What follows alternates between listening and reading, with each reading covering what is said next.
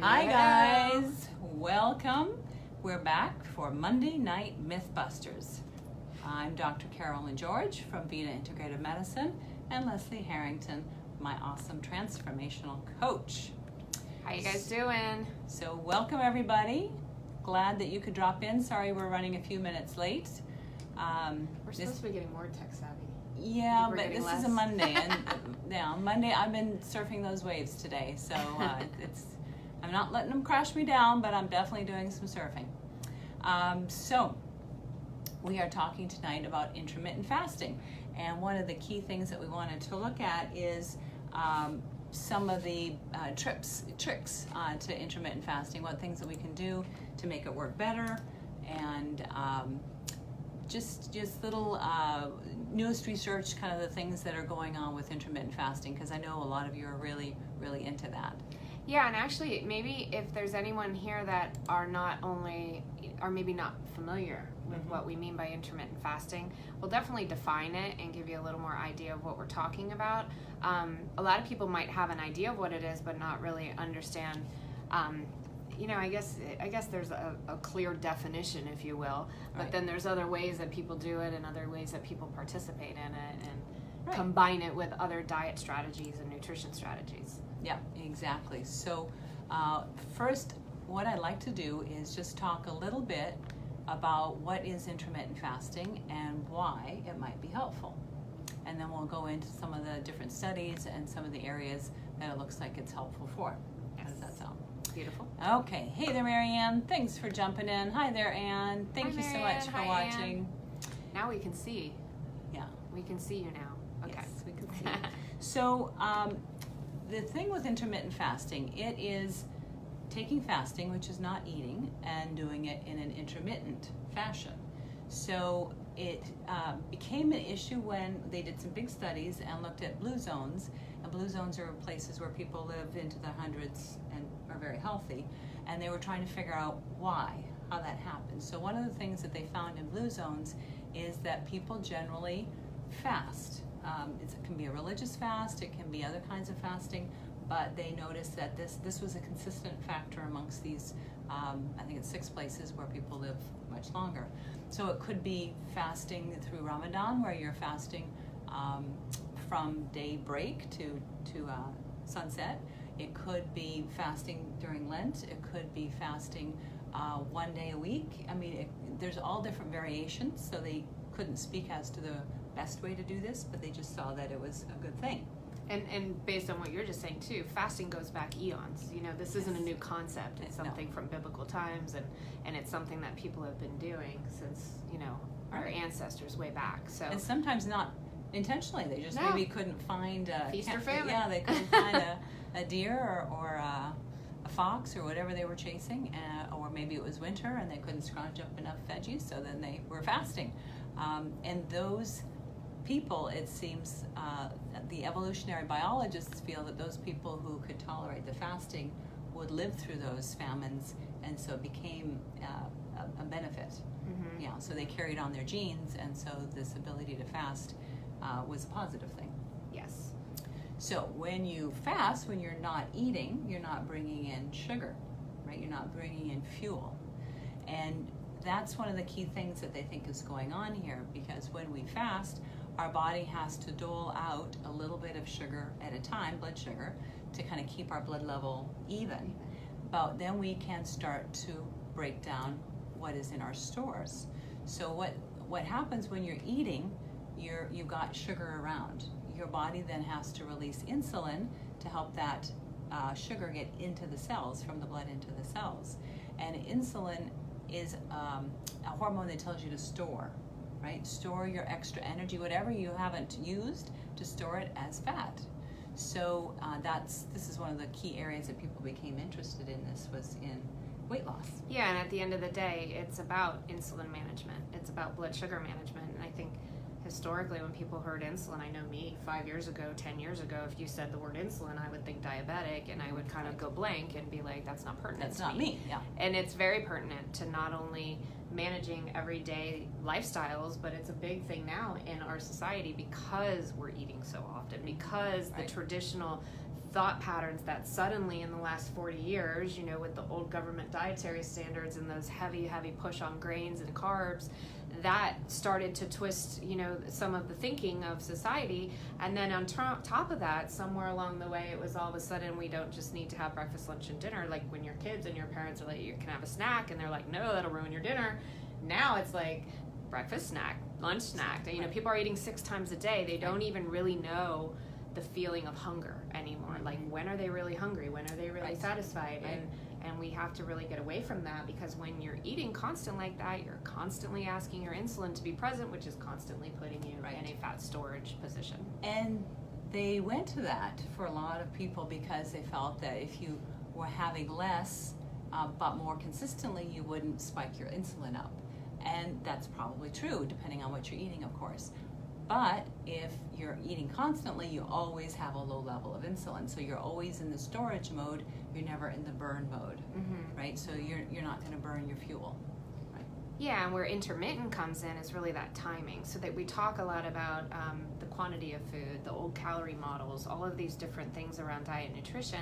Not a lot of people were talking about the timing of when you ate, the frequency of when you ate, and those periods where you gave your body that break to do some restorative things, detox, use that energy for digestion, you know, like even just that 12-hour window. You know, we're talking about intermittent, which we'll define, but even just giving yourself from dinner time till breakfast a 12-hour window, like that is super good for your body. Right.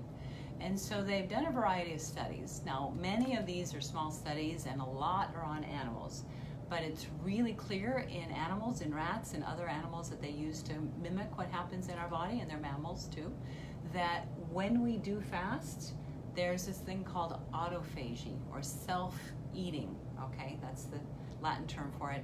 Auto is self and phagy is eating, so that when you fast, your body cleans house. It goes there, and any little cells that are kind of weak or not really strong or might be changing, it just eats them up, gone. They're out the door they go, right? So it's really an important time to take away those weaker cells that could become precancerous, cells that aren't serving you, and your body gobbles them up, and you've got fresh new cells.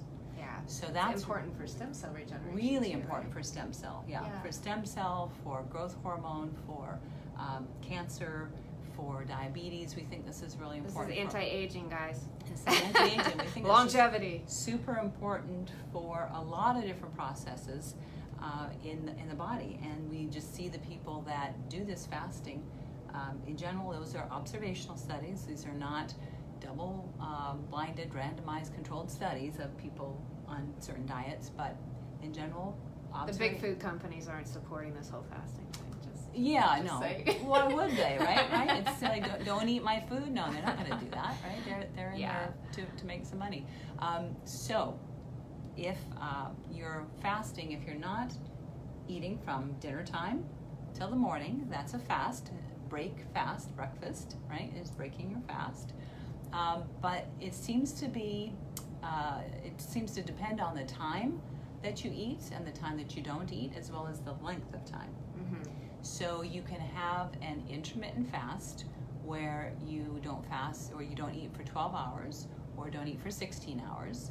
That's particularly popular right now, where you're not eating for the 16-8 model, and there's a reason around the 16-8, because around that 14 to 16 hour, I think right as you're slipping into that 16 hours when you're like the most fat burning is promoted, right? That's when you're really going to start tapping into fat stores, and your body starts to make that adjustment, and that's where sometimes a fasted workout in those last few hours is going to maximize your fat burning, right? So you want to take advantage of that time.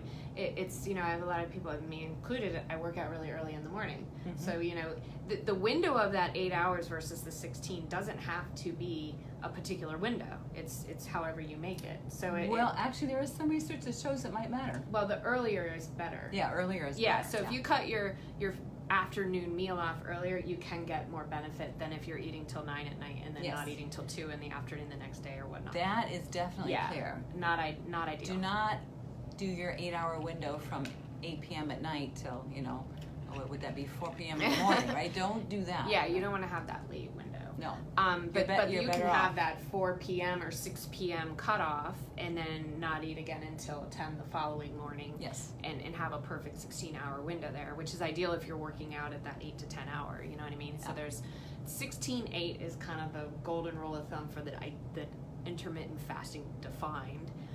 But there's people that take it to the 18. There's people that it's not that you won't get benefit going to a 12 to a 14 hour. Those are good places to be. And they are working out exactly what's the best. But yes, that's Lee. Thank you. Yes, she's awesome. So the 16-hour fast seems to be very popular right now, and a lot of people can do that pretty well. 12-hour fast, even easier to do, so a lot of people will do that. It seems, like you said, that the research looks like the 16-hour is more effective in what's going on in terms of the benefits, and we'll talk about the various different benefits in a little bit more detail in a second. There is other options, though. You can do alternate day fasting, where you just don't eat for a whole 24 hours, right? And so there's some really nice studies even looking more at that. advantages Even there, more different advantages. ways. Harder, because you're doing 24 hours, you're drinking water. You could have, for example, a tea or a coffee without any sugar or let's really quick, or since dairy. we're talking about that, talk about the things that would be considered. So there's intermittent fasting. When you're going into like a water fast for a longer period of time, there are some dangers to that for, like what you said, some of the toxins that are actually stimulated. But what you can have in that period is basically anything that is not going to stimulate insulin, which is for the most part pure fats, water, any non-sweet tea, things like that, tea and coffee. Why is coffee like an okay thing? Because there's no calories in it. Caloric. There's no calories, energy or anything that's going to require insulin to be present. And I think the purists, in terms of the human studies with intermittent fasting, would even say fats don't count. Yeah. That you should not have fats. Okay. Even though they are going to stimulate your insulin less than a simple carb or a protein, but it still has potential to stimulate. So even, they would say for an intermittent fast, you don't even have that. Yeah.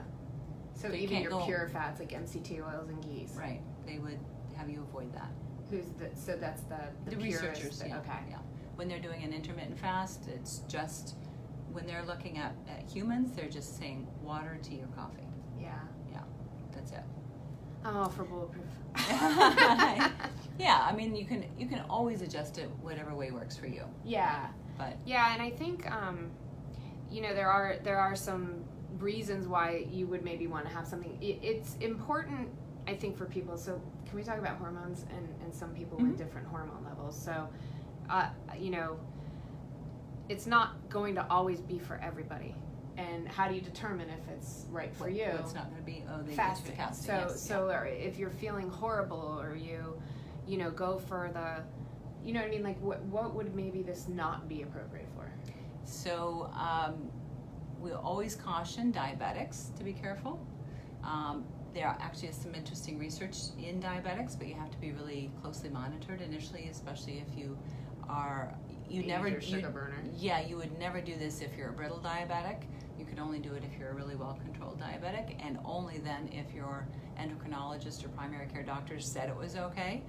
So do not mess with this at home. Okay, if you're a diabetic, that's, you got to really tread carefully, because you can drop your sugars and pass out. So we never, ever, ever want that to happen. So those would be some people. Pregnant women should not do this. Children should not do this. People weighing less than 100 pounds should not do this, because there is always that potential to drop your blood sugar and have, a health issue. You don't want to black out or have heart problems, lose your blood sugar, drop it too low, that type of thing. And remember, the energy that it takes for your body to process food and digest food is a lot, right? I mean, most of the calories you intake in a day, a significant amount of that is working on digestion. Right. Yeah, and when you're freeing up that energy to do other beneficial things in your body, detox type things, putting your body in more of that anabolic state, and some of the really restorative type things that you do when you sleep, if you're giving yourself a little extra time for that stuff to happen, you're really setting yourself up for more success and obviously better state for your body to be in. Right. So just to recap, fasting at least 12 to 16 hours, or alternatively alternate days, is kind of, those are the key ways people do it. You can fast for longer, but you need to be under medical supervision. So we're not going to really talk about those things because those aren't things that I want people to do regularly without. And the 16/8 doesn't even need to be every day either. Yeah, you know, like some people do it on the weekends because it just works out for their schedule. Some people do it during the week because their schedule happens. Exactly. Yeah. So we really do not know the best way to do this, but there's some kind of interesting studies. So there was a meta-analysis of 40 different studies looking at the potential benefits of this. And so what they came up with was the weight loss piece was obviously one of the key things that they found. Generally, people lost a fair amount of weight depending on how long they did it. 5 pounds in 5 days is not unheard of. But if you keep doing it, you're not going to lose at that rate. But you're going to lower your rate. They found that because they think it's because of the weight loss, but also because of lowering that insulin, that people that were pre-diabetic had less of a risk of becoming diabetic. So that can be a big benefit there. What else do I want to tell you about? So going back to the weight loss piece, you know, when we talk about the window of 8 hours, you still don't want to put your body in a tremendous caloric state. So a lot of times when people do this intermittent fasting, when you're eating in 8 hours, it's really hard to stuff in a full day's worth of like energy, right? So if you're doing this regularly and you're constantly at a calorie deficit, over time, that's going to slow your metabolic rate. It's going to create a problem, right? So eating in that smaller window is simply taking more of that insulin spike response down. But if you're eating the same amount of calories that you would normally eat in a full day, you should be able to keep your body in that stable mode of, you know, that set point, right? Or if you're trying to lower your set point, it will help lower it just by the less insulin interference. Right, and it depends on your goals. Yes. So if you're doing it for kind of anti-aging, longevity, cancer prevention, diabetes prevention, you don't need to change your number of calories. If you're trying to, in fact, you want to make a point of not binging. You got to watch it both ways. Some people go, okay, well, I'm not going to eat for another 16 hours. I'm going to eat this bowl of ice cream and eat everything else. And that's no good for digestion. That is not going to help have a stomach ache for 8 hours. Right. So don't overeat. And don't undereat. So we don't want to lower your metabolism. However, if you do want to lose weight, then having just 2 meals and 2 regular meals, so you're just foregoing a third meal, so you're cutting maybe 300 or 400 calories out of your diet, can be okay as long as you're kind of staying in a healthy range of caloric intake. You know, 14. Sorry, I just. You know, when I'm doing this on my phone, people call. You got to put it in airplane mode. Yeah. Well, I always worry that in the airplane mode it won't transmit. So, anyways, I apologize. So, so the diabetes reduction and then improved heart health was a really interesting one. So a report from 2016 showed that intermittent fasting could lead to a reduction in blood pressure, heart rate, cholesterol, and triglycerides, and they did this in humans as well as animals, so it's been replicated in human studies as well. So again, you don't want to like eat the ice cream, eat all the junky food in that 8 hours that you've got. It's not a free pass to eat. You still want to eat healthy. You're just eating 2 healthy meals in those 8 hours, and then letting your body recharge, regenerate, heal. Yeah, and it's also combined a lot with different types of nutrition plans, right? So there's hundreds and hundreds of different types of diets. When you add this in as one of the strategies to, if you're doing a ketogenic diet or you're on a paleo diet or you're on a vegan diet or whatever, you add this in as a strategy, it can support weight loss, it can support muscle building if you're working out the proper way. Again, and depending on your goals. There's almost like, you can almost fit this into different regimens for different goals. But again, with all these other benefits on the side and the longevity and the anti-aging, it's kind of one of those things that if you can learn to integrate it into your schedule at least a few days a week, it's kind of cool. Yep, absolutely. And then one of the other places that they found intermittent fasting was helpful was in brain health. Now, this is mostly in rat studies, so it hasn't been replicated in humans, but they found that the rats learned faster and had a better memory when they were intermittent fasted. So Obviously, we want to look at that, and some other animal studies looked at risk of Alzheimer's disease and stroke, and that was diminished in a lot of the animal studies. So again, really interesting. The nice thing about intermittent fasting is if you do it the way we've spoken about, where you're not binging on the wrong foods, where you're still eating healthy, you're getting enough water when you're not eating, so you're not getting dehydrated. Yes. It's not going to be unhealthy. You may not reap a huge difference over just caloric restriction, but for some people this is much easier. It fits into a lot of people's lifestyles, and it can only be a win. You know, it's only like at base the same or a win. Yeah, and caloric restriction over time will mess with your metabolic rate, and it's the less you eat, everything's going to slow down. Right. So it's but you're talking just depends on what kind of caloric restriction. If you're going down to 800 calories, no question. But if you're just doing like more of an up and say down. your needs are 2,400 calories and you get 1,800, fine. Yeah, then you should be fine. Yeah. And needs being your resting depending or on your activity level. Yeah. So that's different for everybody. Based on your activity level, your body composition, how much muscle you have, all of these different factors. So that's why I think the traditional calories in, calories out is kind of out the door. Like that just doesn't really make sense anymore because everybody's utilizing that energy differently. And we're not machines. Yeah. Yeah. So questions, guys. Oh, and one other thing before send in your questions and we'll answer them. But as you're thinking about any questions, I thought it was really interesting. They've done a few studies that looked at timing, and we've talked about this before, the circadian rhythm. Yes. So the timing of an intermittent fast seems to make actually as much, if not more, difference than the fact that you're fasting. So if you do your fasting, you do your eating between 7 in the morning and 3 in the afternoon, that is much more likely to result in weight loss and improved autophagy and decreased insulin-like growth factor and some of these other markers that they look at. That's much better than if you were to eat in the evening. So we kind of look at what we evolved. We evolved to be awake during the light time because we didn't used to have light bulbs, right? We didn't even have candles for a long time. So we used to eat when the light was up, when the sun was out, and then go to sleep when it was dark. And so if you kind of mimic that when you're doing your intermittent fasting and try to do more of your eating during the day and then less at night, so don't eat at nighttime.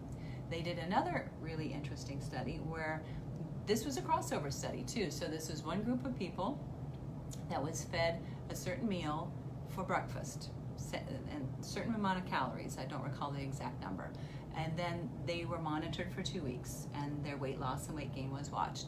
Then they were given that same meal, but instead it was at nighttime, and the same calories over the other meal. So for their whole 24-hour cycle, the calories were the same, but they had a certain meal that was kind of higher caloric intake earlier in the day. So their major meal earlier in the day versus their major meal at nighttime. And what do you think happened? The earlier they lost weight. The later in the day, they gained weight. This is the same number of calories in a 24-hour day. Same number of calories, just different timing when they had their major meal. Yeah.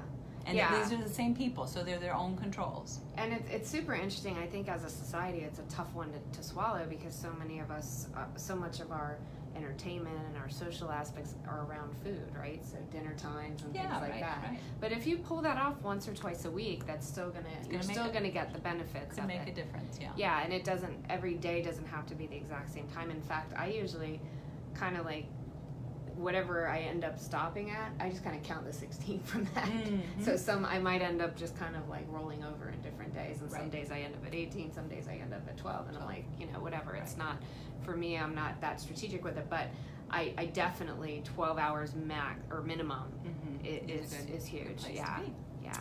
So does anybody have any questions? Let's see what we can see here. I know we always end up right? We're not too technologically advanced.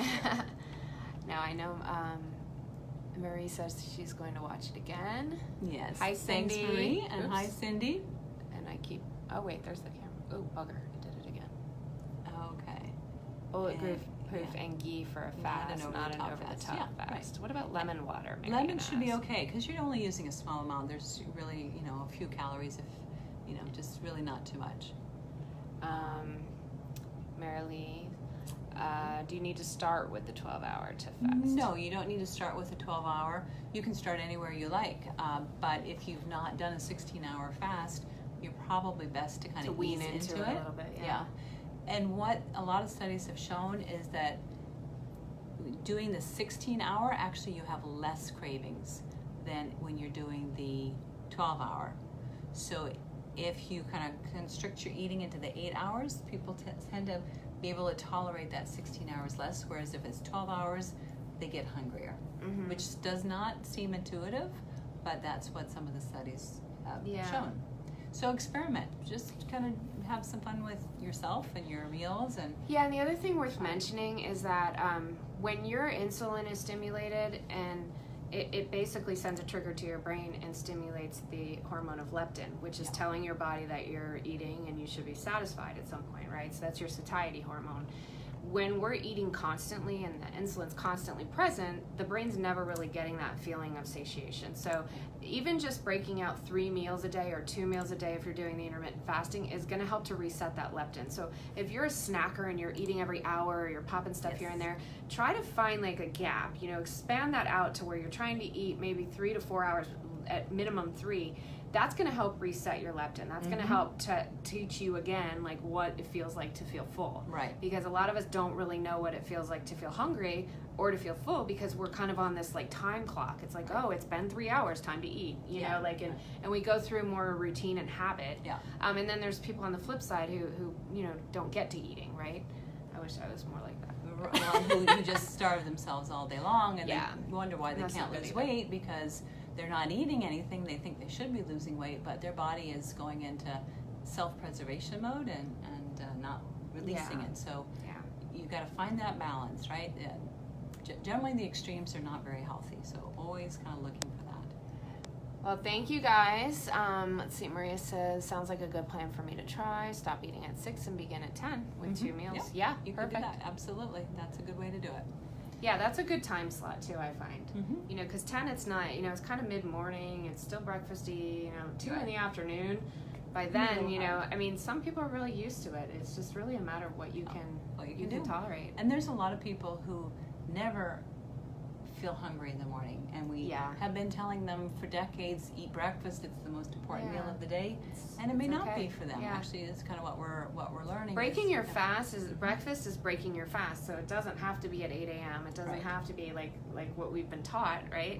And then of course we're taught with the standard American diet, which is typically high carb and bagels and cereals and all these like desserts, that's going to set your insulin off to prepare you for an entire day of just poor choices. So that makes your insulin go zigzag all over the place. So of course, always try to make those lower carb kind of choices for breakfast to get your day started on a brain strong way.